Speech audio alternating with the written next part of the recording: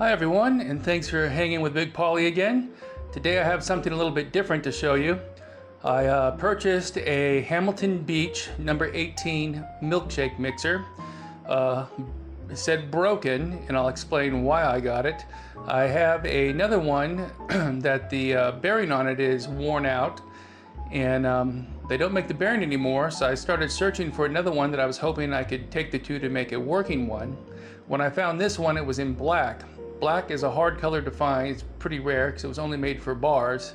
The other commercial ones are for home or soda shops were made in either green or beige or white. So I thought I'd take a chance and go ahead and get it. I got a good deal on it, and since it was non-working, they sold it pretty cheap. And I've noticed most of the time people sell them as not working because they don't know how to properly operate them. So I thought, well, I'll take the chance and I'll get it, and hopefully it's human error and this thing will work. And if it won't work, well, we'll tear it apart, see if we can get it working, or between the two, get a working one. So this will be my first unboxing. It's supposed to be here at the house. So we'll go open the door, take a look, and have our first unboxing, and we'll see if this thing will work or not. So let's see what we got, everyone.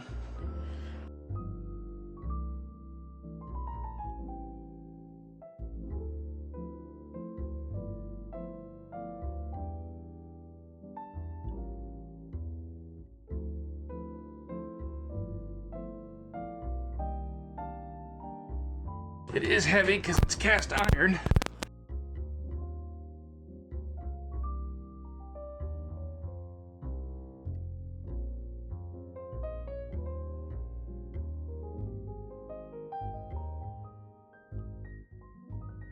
Hopefully it's going to be in good shape.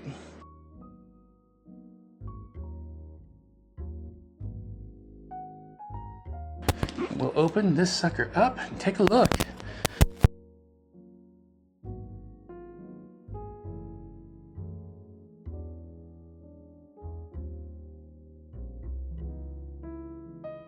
Alright, so this is going to be a little messy. Broken up styrofoam.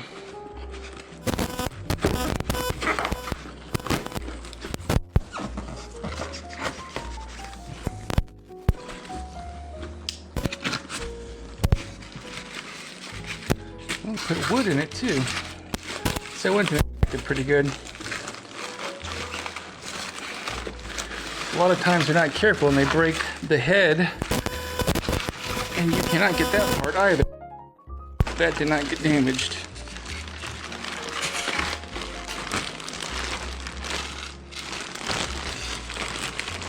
Try to keep a little of the styrofoam from getting all over the kitchen here.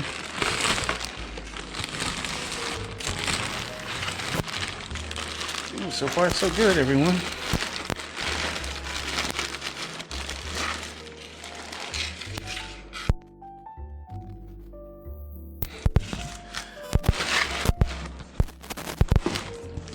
This mess down to the side. That cord is a little iffy.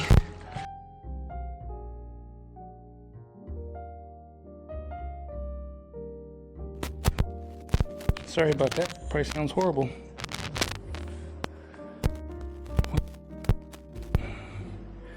If you look at that cord, it looks pretty darn crusty. That'll definitely have to be changed. I'm a little nervous about plugging it in, but we are going to. Here, that when you put it, and that's what turns it on. This a little closer. Let me model 930 out of the way, and let's see what happens here, everyone. Hopefully, I won't get shocked. You always want to check the ends here. If these insulators are cracked or broken, you want to try to change them because the screws that are in the end, you've got voltage there. If you touch those, you will get shocked. So even though it's plugged in and not running, a lot of people think, well, it's not running, so it's broken. It must be not working. But what you need is a cup to slide underneath to hit a switch. So fingers crossed. And nope, we have nothing, everyone. So it's got no power. So we're gonna have to take it apart and see what's wrong, and hopefully it's just that bad cord. Well everyone, let's start taking this Model 18 apart and see what we can find out here. Looks like it just has 2 screws here that hold on the main motor. That seems to go pretty easy.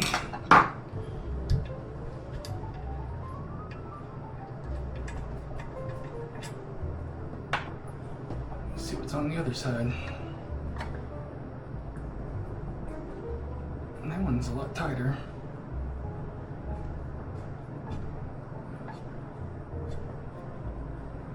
And it's coming apart.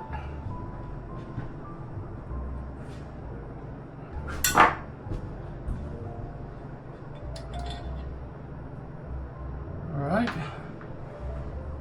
Came apart. Looks like it's got 3 little bolts there, or screws, and 3 little electrodes there that go into the motor. We'll clean those up a bit. I need to get a continuity tester and see if we got continuity going through some of this. And we'll see what we can do with those. I don't know if it's supposed to be that loose or not. Let's see if we can get to that switch and see what we can figure out. Alright everyone, we'll start by pulling out these brushes. Now there's a spring holding it in there, so I'll try to be careful. I don't want to lose this little cap.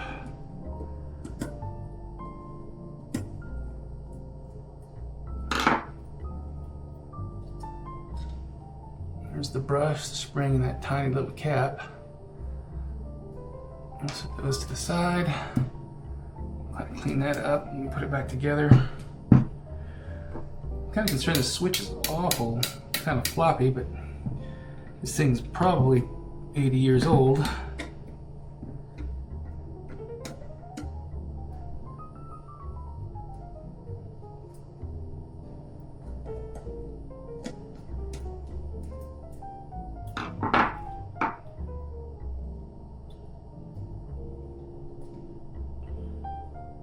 Yeah, still got some life left on that brush too. I'll set those to the side. Just gotta clean. All right. Looks like somebody has taken this apart before.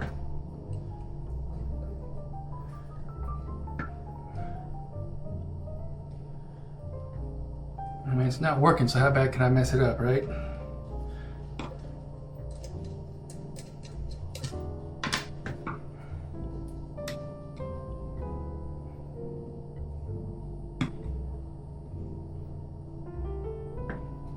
And it feels kind of gross to the hands, so it definitely needs to be cleaned.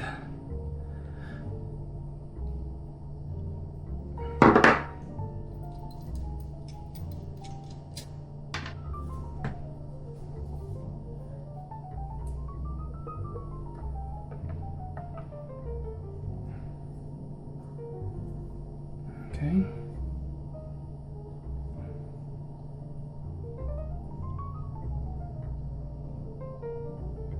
It's wobbling a bit. I'm thinking I may have to get that cap off and there's something holding it on up here.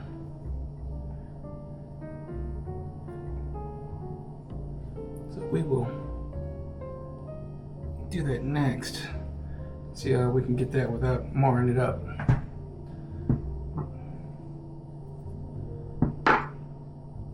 That will be our next thing to do.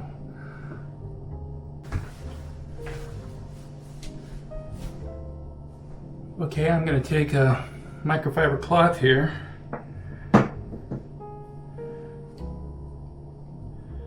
pair of channel locks.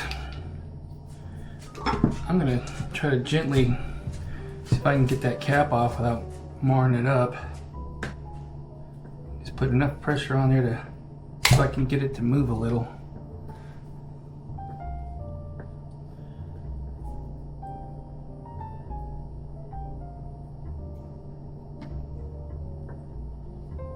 Hey.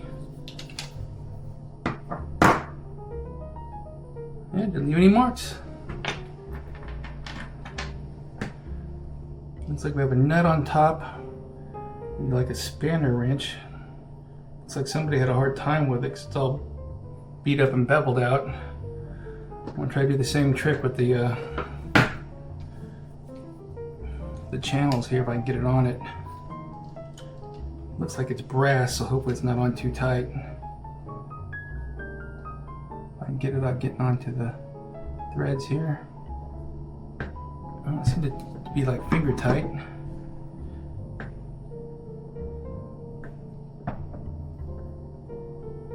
Oh, it's sticky.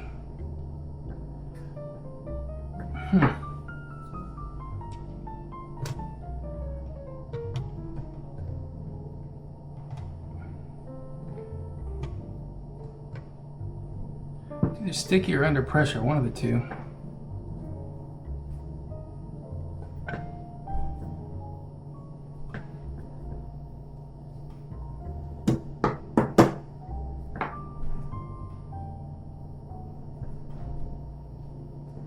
Boy, it's to one spot and does not want to turn.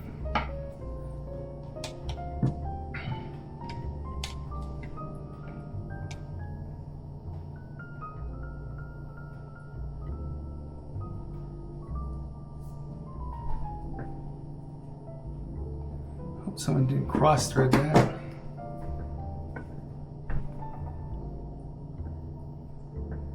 Oh. Now there's a greasy spring.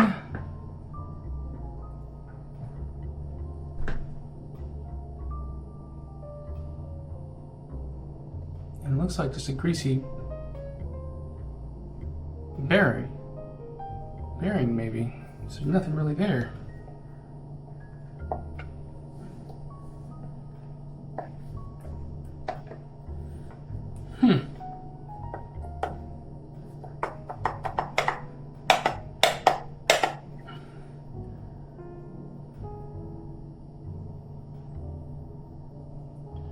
I don't see anything else holding it.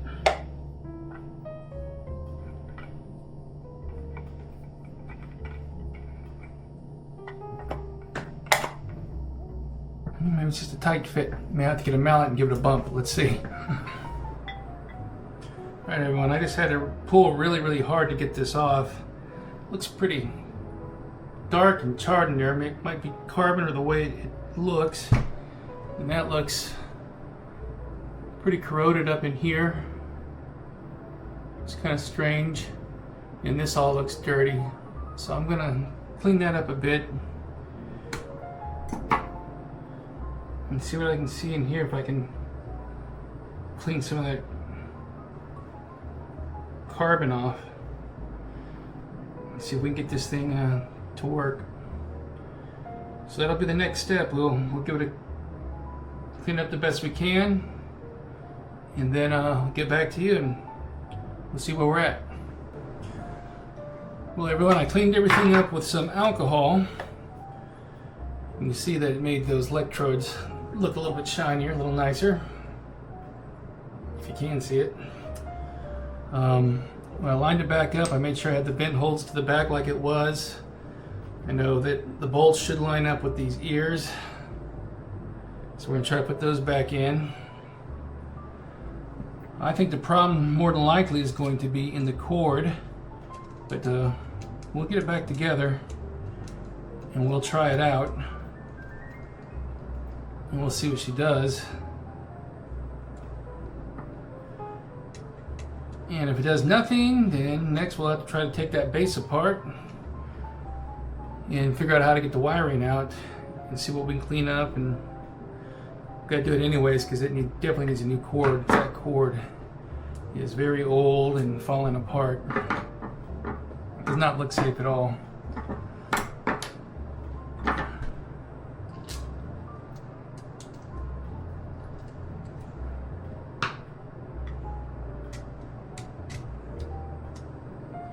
And then we'll see if we can get that bearing cap and that spring back on. That's going to be interesting.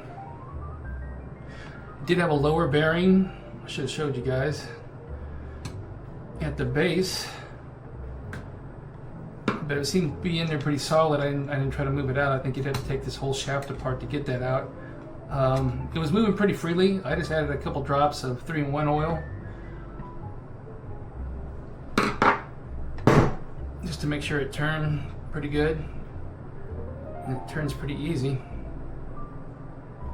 So that gives me hope those bearings are pretty good. I mean, that's turning real easy. And it's going to be a matter of lining.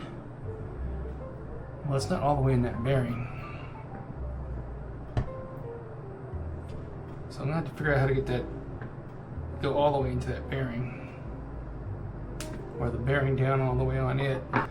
So that's going to be the next struggle, everyone. Because that definitely has to go down better. I may have to take it apart and try to finagle that bearing down there a little bit better. Because I don't like the way that's looking. So, we'll give that a try. Just a quick note, everybody. I got the top on with a spring. I had to start it. You have to push pretty hard with your fingers. Just make sure you don't cross thread, get it going. Got it nice and snug. Putting in the brushes. I'm not sure how long this is supposed to be, but I think it's got a little bit of life on there. But you can see how it's worn from rubbing in there. So you want to line that up the same direction that wear mark would be where it spins in there. So I'm going to line that in there the same way. Give it a drop. And these little caps, I'm sure if that shoots across the room, I'm not going to find it. So I'm trying to be pretty delicate with those.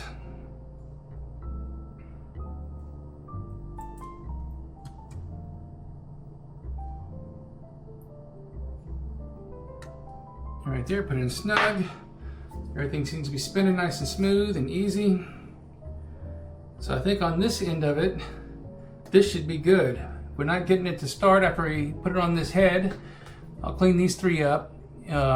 We'll plug it in and try it. Then if it doesn't start, then it's got to be the wiring in here, I believe, or possibly this switch. But judging by how crusty this cord is and it's just flaking and falling apart, I still think that's going to be the problem, but we'll find out here in a little bit. All right, everyone, I went ahead and assembled it. Let me tell you, getting these 2 lined up was a pain, and you have to put them in even as you go or it wants to bind up. Here's a close-up of that cord I was telling you about. It's pretty sketch, but we're going to go ahead and plug this in and see if we made any difference or not. I am a little nervous about this cord, but we will change it out here in the future, but let's see where we are first. All right, here goes nothing. Hey, we got low speed, and we got high. We fixed it. Low, high.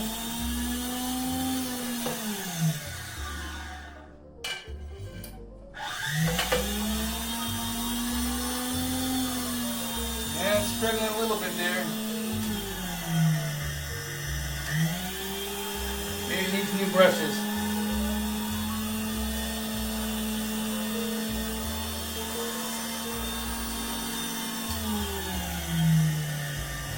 But it works. 80 years old or more.